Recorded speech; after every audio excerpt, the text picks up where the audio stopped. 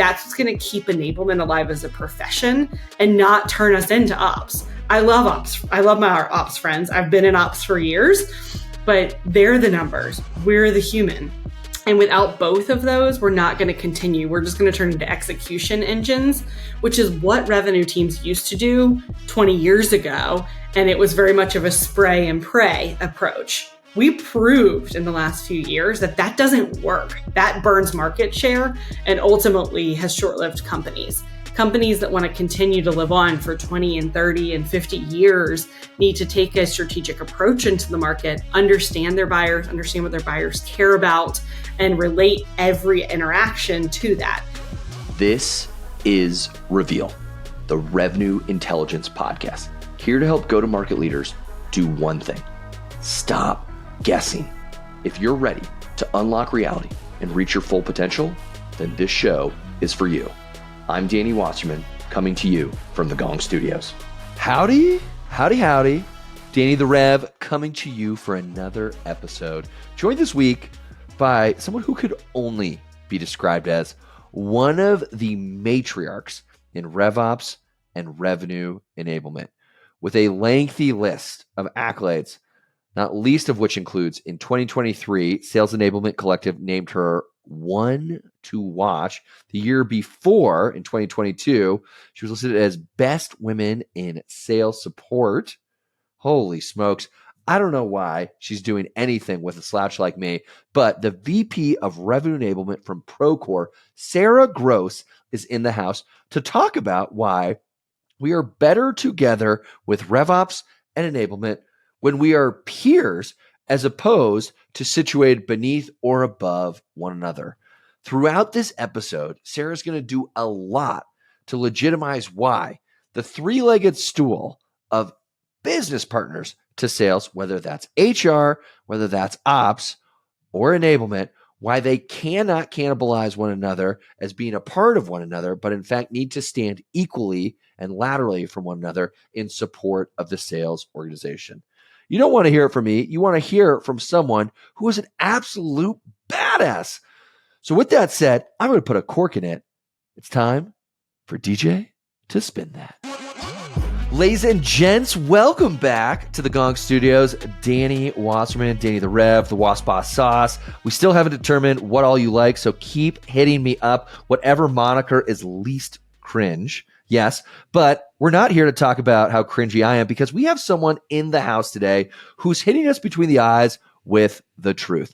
The truth about all misnomers, misunderstandings, misconceptions about enablement and how to supercharge that. As someone that sits within that business function, I am tickled pink getting ready to hear from someone who has spent years on the operations side and most recently in the last 6 months has assumed the throne of the VP of Revenue Enablement at Procore. We are talking to none other than Sarah Gross, and my God, there's nothing gross about what she's about to tell us. Sarah, welcome to Reveal.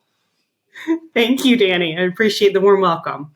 Oh my goodness. All right. So talking about enablement, well, at least within the organizations I've sat in, it typically falls underneath revenue operations or operations at large. And I think hierarchically, there's some implications there, right? So if you fall within an organization, are you under their thumb? If we take this to an extreme, are you just kind of the whipping boys and whipping girls or the minions or the peons of, hey, go execute on this? And I think that in some organizations, that's very much the case. And in your own experience, I'm wondering if you have such a top-down approach, well, does that disenchant or disenfranchise the enablement people who are doing very noble work? But talk to us a little bit about if that's commonplace. Is that good? Is that bad? What would you say? Yeah, it's a great question. And honestly, I think it really does depend on the organization. I'm going to preface it with that. But it also depends on what expectation your enablement leadership has set for what the function will do. So I don't know that it's bad for it to be in ops if the ops leader understands the function of enablement as that put a pink bow on it, if you will, at the end of the project versus be the person who's like, here, this thing's, we're not really sure how this is going to work, but like just shove it down the salespeople's throats, right? So if you have that understanding with your ops leader, it can work. I do believe, though, and I've seen it work much better, reporting into the revenue leader directly, being a peer to the operations individual. And I always call it with my sales leaders, it's the triangle you need to have, right? Or your pedestal, HR, ops, and enablement. You need all three of those. It starts with the humans and HR and getting the right people hired, getting them into an operational territory and quota and having that structure and setup, and then having enablement that onboards them effectively, upskills them effectively, and continues to understand what do we need to be effective. And it goes back into that circle, right? Whether it's the wrong person, we got to push it back to HR. Whether it's the wrong territory structure, we got to work with our operations. But that I said triangle, but really it should be a circle, right? It has to keep going so we can keep being effective. So I made the move at Ring Central.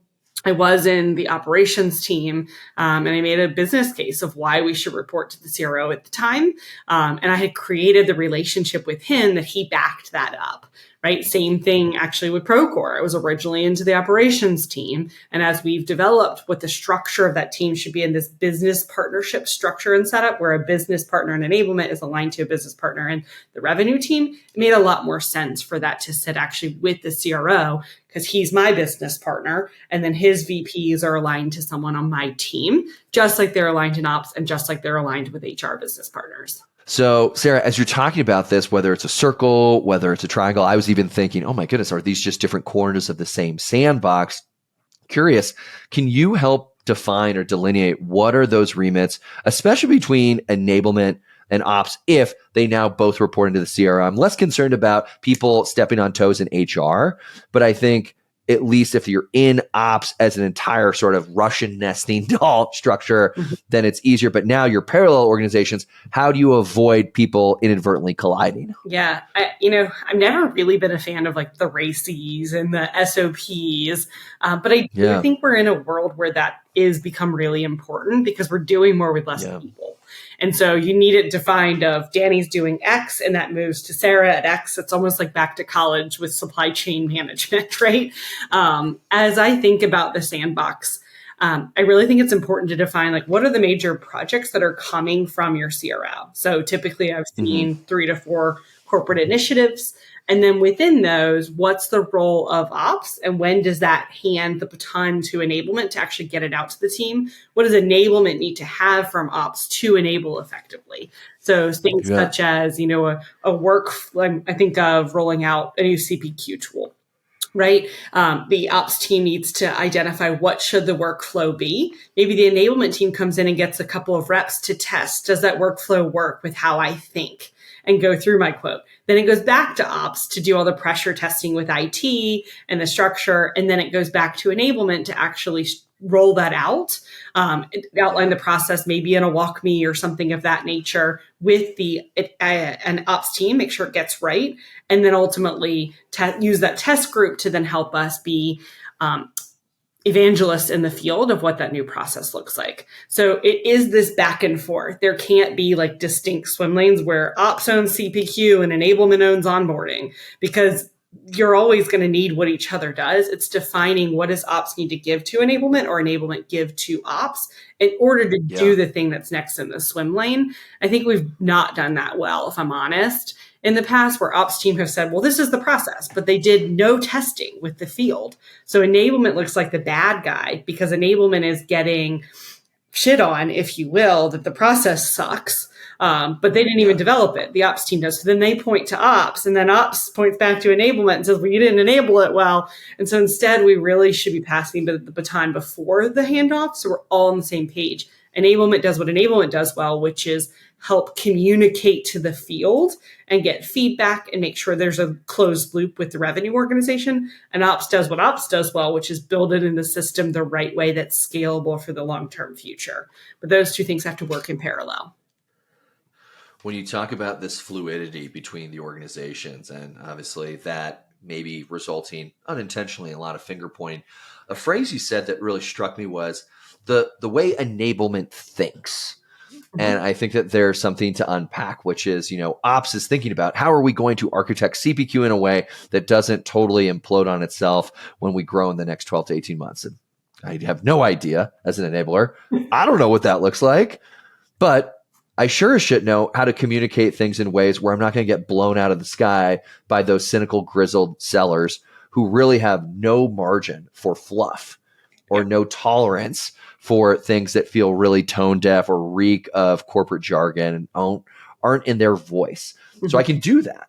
And I'm wondering, how do you explain that in a way? Because I think one is very tactical, right? Like, hey, I'm going to build CPQ and the business has value that it derives from, having a well-architected operational machine.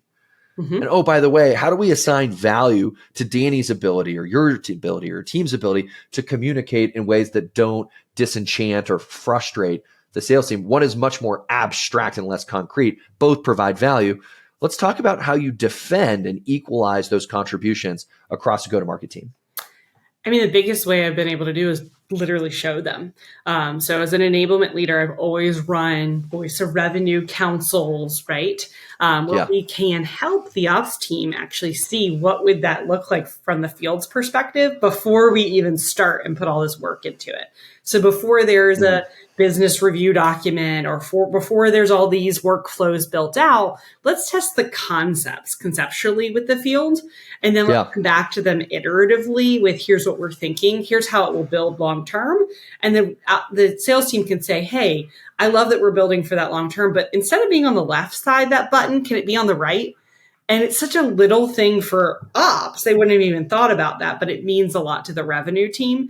So our job in enablement is to help ops look good. So honestly, our job in enablement in general is we're the octopus of making sure everybody looks good. It's PMM, it's marketing, it's operations, it's HR. Every department touches enablement in a way that needs anyone who needs to communicate to the revenue team. And our job in that is to not necessarily be like, oh, we're the only people who know how to communicate with the revenue organization. Yeah. No, it's not that. It's, hey, let us help you make your project super successful. We understand that they want to give feedback because that's how salespeople work. They like to talk. They like to be part of the process. And so by making them part of the process and us lessening that burden on you, and making your project equally successful, we can be partners in this together. You describe it as being the octopus, or I was thinking the hub and spoke, or even just these brokers, right? We're brokering so many relationships. Yeah. What does a good enablement hire then look like, right? If we serve as this connective tissue, do you have to have had the experience of being a seller to cut through the fluff, to know how to speak that vernacular and then translate it in between PMM and in between ops and in between corporate strategy? Where do you find those people that are those agents of peace? Yeah, it's a great thing. I believe that the best enablers have the most tenacity of anyone in the world. That to me is the biggest thing I look for in an interview because it's a really hard and sometimes very thankless job. I'm actually just becoming a mother and it's very similar to being a mom. Like there are just these moments you have to look for the first time your kid smiles. You have to look for that first thank you get from a rep and take that and screenshot it and keep it for a rainy day because there are those, it's harder most days than it is easy. So I think tenacity is the most important thing, Danny. I don't know that having a sales background is what you have to have or having a marketing background. It's the person who has the tenacity that when someone is being hard to communicate with, keeps going and keeps asking questions. So as an example, your top rep's always going to be like, I got it. I don't need your help. So instead of saying, hey, Danny, I'd love to make you look like hot shit. Like, can you tell me what you're doing really well? You don't have to come teach it to new hires. I'm not going to ask anything. I know you're out there closing the $1 million deals, but I want to use your name and make you look like the great seller that you are. All of a sudden, then they buy in and I get Slacks and I get messages from different reps and they're like, hey, I did this really cool thing in this deal. Like, I'd love to show you the structure of the deal. That's where you know that you've really broken through and you start to get those advocates in the field. And that's what makes you a strong enabler. I'm thinking about what you just described. We alluded to you being the octopus, you being the hub and spoke, these brokers. But as you just described, you're appealing to the human side of who all of these people are, the sellers as well as the cross-functional teams. So truly acutely aware and attuned to what tugs at people's heartstrings as human beings. And I think to do that well, you do have to be respectfully tenacious. So I love that takeaway. A question that I'd love to hear your thoughts on in appealing to the human tendencies. I think if we had all the time and all the money and the resources in the world, we would love to give everyone exactly what they ask for in a truly customized and bespoke way. And we know that in being so personalized and tailored, that flies in the face of scalability and standardization. Yeah. How do you on your teams reconcile that paradox that I think oftentimes plagues enablement? When people ask for things, perhaps the default instinct would be, sure, yeah, we'd love to give you that. Yep. But as we multiply the number of versions or iterations or flavors of what we give people, we create this rat's nest. And where do you draw the line and respectfully say, tough shit? Or where do you say, no way, Jose, we're doing it this way because this is what the company needs? And does that, if you do have to say no, does that all of a sudden contradict you appealing to the human side of who you serve? Yeah. So when you talk about the human element, like quick tip to all enablers out there, and I think this applies actually to any role at a company, is have a notebook. Write down, Danny, 2 kids, 1 dog named Billy, right? Those are the things that people, like, that's a human element of things. Think of like dating, right? When you started meeting your spouse, the reason they knew you were interested in them is because you remembered facts and you were able to relate to them along the way as you went on different dates. So I definitely think that's an important part about being an enablement, because there is such a human side of things, but you have to scale. So if you think about the work that we do, I'm probably talking to 15 and 20 reps in a day sometimes. And so how do I remember everybody and what they're doing and what territories they fill and what their quota is and where they sit against quota? Well, I write it down. I have the dashboards that our sales leaders are looking at so that I can quickly look people up and remember where they stand against that attainment. And I tailor the way that I work with them and interact with them based on that. So if it's a top performer that went to club last year, I say, hey, Danny, I'm so glad that you made it to club. I see you're only at 90% attainment. We're heading into Q4. What's your plan to get to 100 and 110% of attainment? Yeah. What could I do to help you make that move? That is where we really amplify. But how do you get to that level of detail? That was your question, right? That's hard, especially in this world where we've got 1 and 2 person enablement teams. So I always advise my team to live in the yes, but world. So we enablers don't like to say no. Most people don't like to say no. Let's just all be honest. It's not just enablement, but typically you get a lot of people pleasers in the enablement world. And so being able to say, yes, Danny, I'd love to help you on that. I don't have resources dedicated to the post-sales organization. What I could do is have a member of your team that can be like given a stretch project to. I'll provide them with the path I'm doing for pre-sales, and they can modify it and assign it out to your team. That way you're getting all the good things we're still doing, knowing we can't have resources dedicated to you right now. And then why don't you and I work on a plan during the AOP process that we can fund a headcount for you next year. With our support together, I know we can make that happen. Nice. As you talk about running so many humanizing projects to see the human who is behind that quote or that number, you're also talking about doing it on a skeleton crew and in an economic climate where enablement was really impacted by the widespread rifts across the economy. And I'm wondering, as you reconcile, hey, we have to be a little bit more hardline. Hey, we're managing to numbers, we're managing to performance. That can feel at times more heartless or cold. And yet here we are as the stewards of humanizing the people that are doing the work on the front lines. Talk to us about how you make sense of those competing directives. Being honest, I haven't gotten on board with the just flip to the numbers. Yeah. And both of my enablement worlds, I've kept that human piece and said, we have to remember how important this is. Mm-hmm. So I'll show the numbers, and I've done that in quarterly executive reviews to say, okay, Danny, here's enablement by the numbers, but here's some stories you really need to know from the field. So we did 8% lift by using high spot pitches across the team. Here's one of those pitches was to McDonald's, and here's how it changed the game in the sales process. Here's how we learned that from Danny, and we're going to replicate it across all of our strategic reps across Q1 of 2024. Let me tell you about the number of learning paths that were created by the team and taken by the team. Super important, right? At the high level, we did 1,000 learning paths.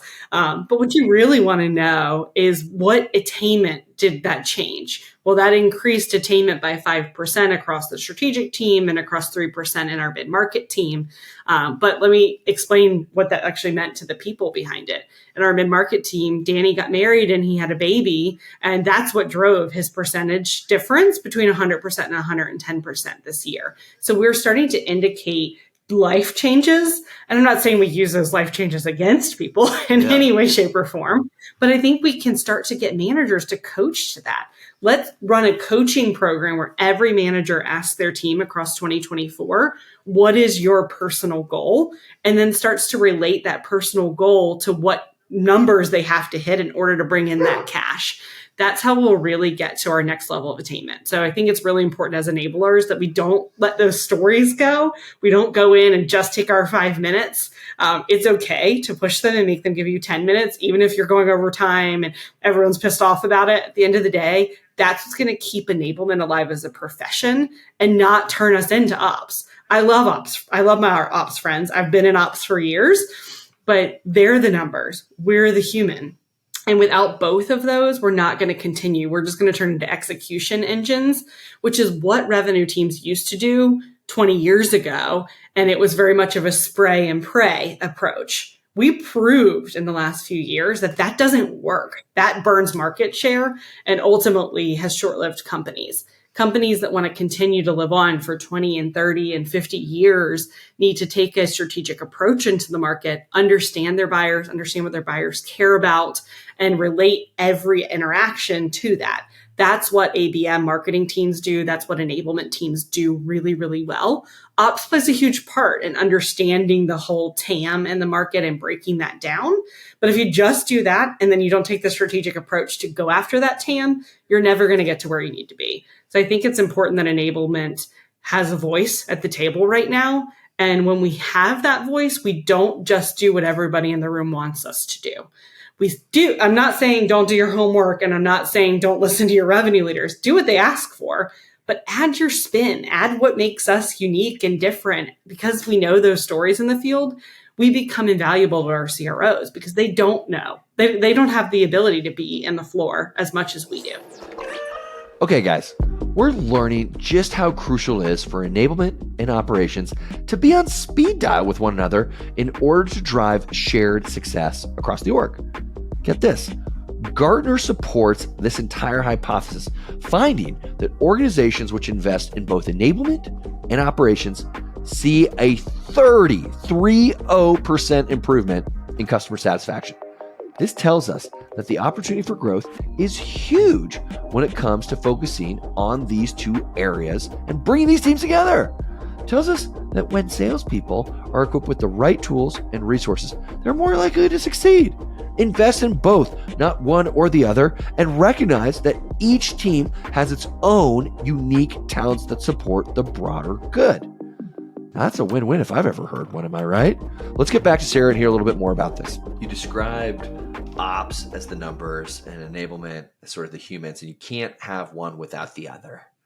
And at a time when the teams have been stripped down in the wake of these rifts, technology is starting to come in and serve as a force multiplier for added capacity, efficiency.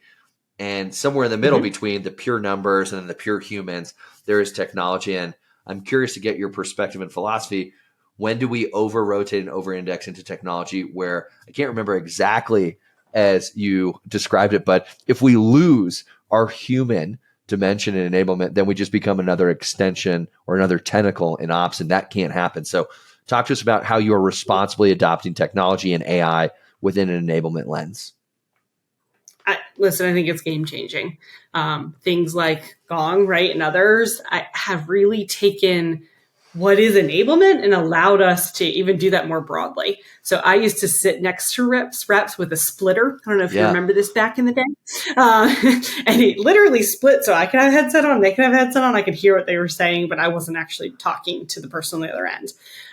And that was invaluable at the time, right? Because I had the ability to understand what was a customer saying, what was my rep saying, and live coach them. Like that's what these technologies have brought to life. But then what they're doing for me in enablement is letting me listen to hundreds of conversations, boil that up, develop my enablement programs on top of that, and say to my leader, I'm doing that because of these hundreds of calls that I analyzed. And because of this corporate initiative you want to drive, here's what we have to change from the field, the bottoms up, at your top down level to get where you need to go. Amazing. Well, as we've talked about, what are some of the misunderstandings or the pitfalls of conflating enablement with ops, putting enablement underneath RevOps? How do you empower the leaders that are listening or the enablement professionals that are listening today to strike out from underneath what is a more conventional structure and go to the leadership and say, hey, like, I listened to this episode and I listened to Sarah. My God, she's dialed. She knows what the hell she's talking about. We need a more meaningful seat at the table. I think that's easier said than done. Any advice you would give folks to emulate the model that you've set at Procore? Definitely easier said than done, and also requires you to have very candid conversations with your operational leaders, right? Because you don't, especially if you're reporting into someone, you don't want to go make them look bad. That's not good for anybody. Yeah. But rather, how do you have that candid conversation and say, hey, Danny, you're rocking the ops organization. And honestly, I don't care where I report because to me, that doesn't matter. To me, it's all around having a seat at the table and having a voice as we go through what is enablement at this organization and how do we want to continue to grow that. And there's just no way that someone who is a truly ops leader, right, can represent that. Now, there are VPs of revenue that have both an ops and enablement background. And I think that's a very appropriate place, especially if you're just establishing yourself in an enablement leadership role. It's great to have that person that can give you air cover and help as you figure out what is an executive review. But if you're going in and you've led multiple enablement organizations, and we all know this, even the role I'm in, it was originally at a director level. And I kind of laid out a plan and said, here's what I need to do to execute. That's not a director. That's a VP. And that VP is reporting into revenue because of the change that you need to make. Here's what I would do. Here is the resources that I would need. And here's the timeline that you can expect that I'd execute that upon. And so it's not necessarily focusing on where it reports, because I think then you get into the human side of people getting butthurt, if you will. But rather, what do we need to do? And what does it take to do that? And how would I have to make that change? And then I think it's really important that at QBRs and QAMs that we have a executive review of where enablement stands and have that checkpoint with leadership of what's working and not working. And you have to go into that eyes wide open because they might have a very different opinion than what you think is working in the field. But having that conversation is the most important thing that we can do because ops leaders do it. HR leaders do it, right? Revenue leaders do it. So you're putting yourself on that playing field with them. So I focus a lot less on where it reports and more, what do you need to do to make it happen? And what support would you need, right? So as an example, working with our CRO right now is so important to Procore because they hadn't had, enablement had been a training organization versus an enablement organization. And he really wanted to make that shift. Yeah. And that's great, right? I love that he was in that direction, but that takes a lot. And it takes a lot of him telling his team what his expectations are because it's something they had to change the mindset of how they worked with that team. Okay.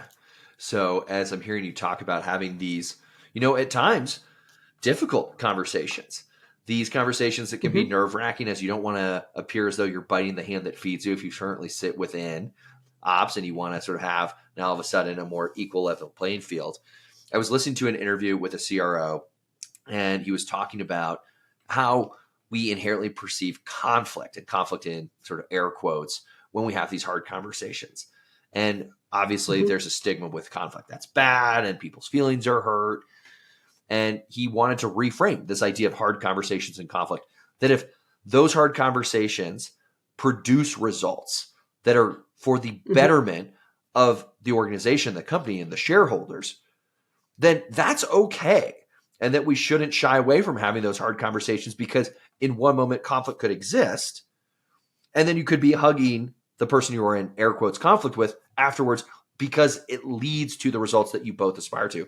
Sarah, are there any salient moments, even in you sort of evangelizing this cause as the Joan of Arc of enablement is what it sounds like, where you've had almost borderline conflict conversations, but at the end, you've come out the other side and both you and the person you were engaging with are better for it? Absolutely. And I totally agree. I'm not sure which CRO that was, but I think conflict is a really important part of growing an organization. Orgs that are flatlined, right, are the ones that it's really nice to work there. Like, for example, I've heard, and I've never worked at Adobe, but I've heard this, it's just kind of nice, which is great. I mean, if that's the person you want to be. But us in this high growth tech environment, you can't go in and just say yes to everything. And I've seen enablement leaders do that because they want to please the CRO. But remember, CROs, they want people to push them and make them better. And if you're sitting at their table and you're constantly saying yes, they're just going to overlook you instead of looking to you for advice or a different perspective of where they need to go.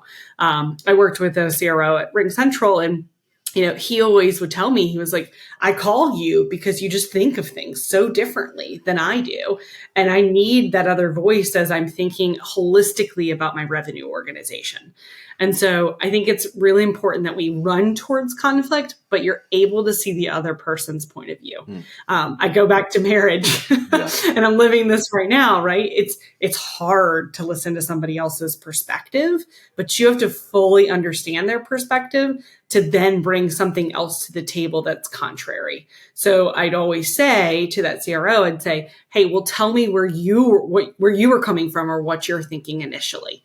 That way I fully understood so that I could give a different perspective, even though he was already open to it. I think it's so critical that you understand the other person's perspective. So I often have people on my team, they're like, I'm really scared. This PMM leader is, they just don't like enablement. And I'm like, okay. We also don't have to like each other. We have to respect each other. Those are different things. Yeah. But if I go into it and I say, hey, Danny, walk me through how you were thinking about this project. Repeat it back to Danny, what he just told me, and say, something I actually was thinking through as you were walking me through where you were going is X. I think that could create an even more holistic solution as we go to market with X product. It's a different way to introduce it. That's not, Danny, I heard what you were doing. I think it's stupid. And I think we should do it this way. There's just different perspectives. So I always say, listen, repeat, suggest. Totally. I am hearing you talk about this and the relationship you developed with Ring Central CRO, your courage to be a truth teller. And I think oftentimes people will anticipate, if I contradict or I go against what my leader tells me, I'm somehow pigeonholing myself or I'm jeopardizing my chances of upward mobility. And the number of times I've interviewed CROs who say, God, like everything changed when I became a CRO. No one would actually challenge me. And it became this echo chamber of everything they said was great and perfect. And that isn't actually what they were looking for. And one CRO commented that because he was so fed up with sycophantic behavior of everyone saying, great idea, that he trimmed down his QBR size as far as who was in the room by like multiple sort of, I would say, degrees, because he just had to whittle it down to the people in the room who would challenge him. And not in, again, a combative way, but in a constructive way. And I just so relish that that's been your experience as well, because I think we need to remind CROs that it's easier said than done in a top-down organization to rise up and challenge and not feel that that might be crippling to your career, your financial well-being. So welcome that as best you can. And then for the people who are trying to find themselves in that forum, are you actually being a contributing member to the discussion in ways that don't just serve as a contrarian to be contrarian, but to intelligently and impactfully offer counterpoints when they're warranted. Totally agree. Two things I always tell my teams is one, you should never be in a meeting if you don't speak at all. Mm-hmm. Like, what's the point? And if you're only speaking is to say that sounds good, that's also a meeting you shouldn't be in. Secondly, to CROs, I always prep mine, especially when I have my team maybe presenting of, hey, Danny, here's where you can engage in that conversation, or could you make sure that you open the floor at X point? So I think to enablement and to revenue leaders, prep for things like QBR when there are more controversial things you want to bring up. And as leaders, call on folks. That will create a culture where people feel that they can speak up in future states. So I think it is really important for us as C-suite leaders, right, to make sure that we are thinking about the points that we want to challenge our teams and not waiting for them to necessarily bring it up in the conversation, but opening the floor, creating a space for it. Amazing. Well, I'm looking at the clock, Sarah, and we've certainly exhausted more than our fair share of wisdom and advice and counsel from someone who's walked many miles in the ops and enablement realm. So thank you very much for that. I'm taking with me the importance of being tenacious, to being brokers of the human side of who we interact with, and of course, the courage to be in rooms where we are certainly saying more than just that sounds great. If you've listened to Reveal, you know where I'm going next, which is the same question that we ask all of our guests. So I hope this doesn't come as a surprise or an ambush. So we'll see momentarily. But Sarah, if you could describe sales in just one word, what would it be? Go-getters. Yeah, why's that? That's one word. Yeah, kind of hyphenated. I mean, that's a hyphenated word because they'll do anything to get to the right deal. Yeah. And I don't mean that negatively. I mean that in a very positive way. They will try that new technology. You just have to prove to them it's going to be something that's going to help them go get more revenue, right?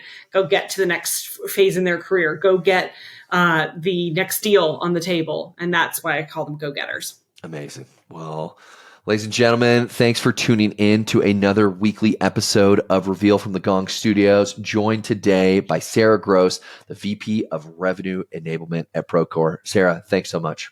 Thank you, Danny. Appreciate it. Thanks so much for listening to this episode of Reveal. If you want more resources on how revenue intelligence can help you create high-performance sales teams, then head on over to Gong.io. And if you like what you heard, come on, give us that 5-star review on Apple Podcasts, Spotify, or wherever you may listen.